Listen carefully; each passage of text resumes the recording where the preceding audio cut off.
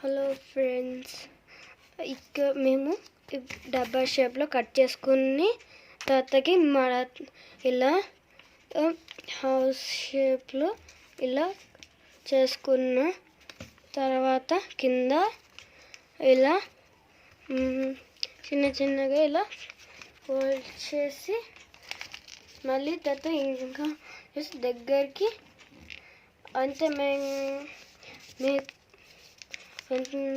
ఇలా ఇలా చేసి ఇలా సర్టు చేసి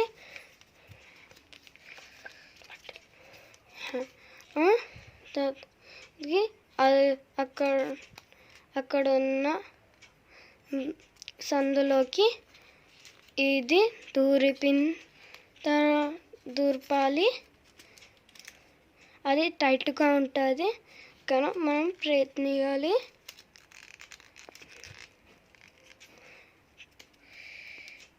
అది తొందరగా చేసిన తర్వాత మనము ఏ డిజైన్ అయినా చేసుకోవచ్చు. ముందు ఏ డిజైన్ అయినా మనము ఏ డిజైన్ అయినా చేసుకోవచ్చు.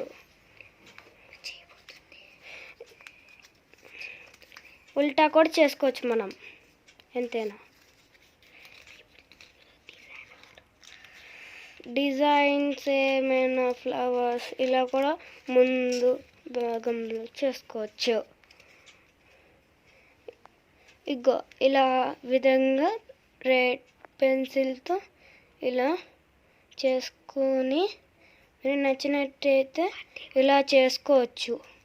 మీకు ఇష్టం బాగుంటుంది అంటే మీ రింగ్కి.